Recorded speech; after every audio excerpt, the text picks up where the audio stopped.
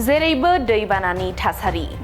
रायजोनि दाब दाब ओनसोल जिल्लाफोराव सोमजिदों गिख्रंथाव दैबानानि थासारि दासिमाव गोबां न' बां जिब जुनार बिफां लाइफां आबादफोर खहा जाबाय रायजोनि थागिबिफोरा दायो दैबानानि थासारिजों हालाय हाफाय जानांदों नंगौ थांनाय माखासे साननिफ्रायनो थाद'नाय गैयै जुब जुब अखा हाबाय थानायखौ नुनो मोनदों जायनि जाहोनाव दैबाना आरो हा गिसिखानायजों गोबां सुबुंफोरनि जिउ खहा जाबाय रिपर्टआव फोरमायनाय बादिब्ला भारतनि सा सानजा रायजोआव दासिम दैबाना आरो हा गिसिखानायजों थैनाय सुबुंफोरनि अनजिमाया 34 जाबाय मख'नो गोनांदि रायजोनि 69 जिल्लाफोराव दैबानानि गोहोमा बांसिनै गोग्लैदों आरो 3,64,000निबो बांसिन सुबुंफोरा दैबानाजों भुगिनो गोनां जादों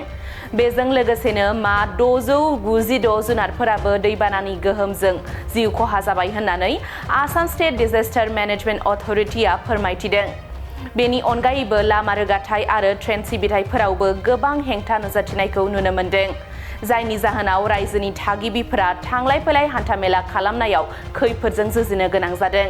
बेबादिनो आसामजों लोगोसे सा सानजा रायजोफोर फारियै मणिपुर अरुणाचल प्रदेश मेघालय त्रिपुरा आरो सिक्किम रायजोफोरावबो दैबानानि गोहोमा गाज्रियै गोग्लैदों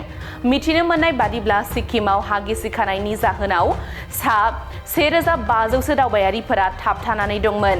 ओडिशा आरो सोनाब बेंगलनिफ्राय दावबायहैनाय 9 दावबायारिफोरा गोमानानै दङ जाय दावबायारिफोरनि गारिया तिस्ता दैमायाव गलांदोंमोन होननानै मिथिनो मोनदों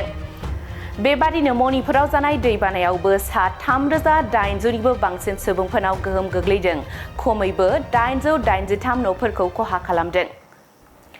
जेरैबो दैबानानि थासारि रायजोनि दाब दाब ओनसोल जिल्लाफोराव सोमजिदों गिख्रंथाव दैबानानि थासारि दासिमाव गोबां न' बां जिब जुनार बिफां लाइफां आबादफोर खहा जाबाय रायजोनि थागिबिफोरा दायो दैबानानि थासारिजों हालाय हाफाय जानांदों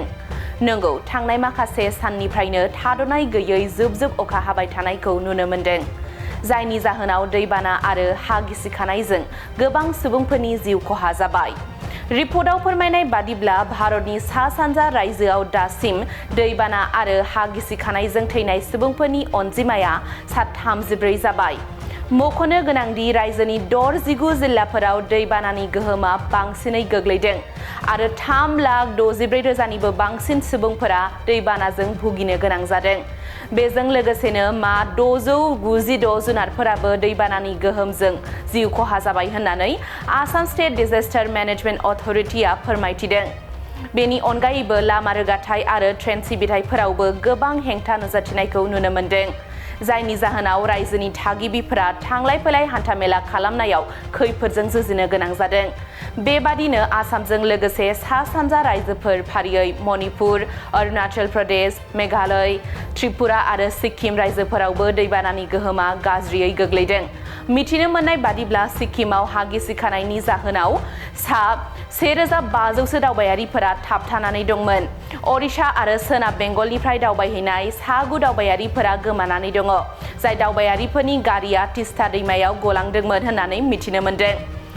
बेबादिनो मणिपुराव जानाय दैबानायावबो 3,800निबो बांसिन सुबुंफोरनाव गोहोम गोग्लैदों खमैबो 883 न'फोरखौ खहा खालामदों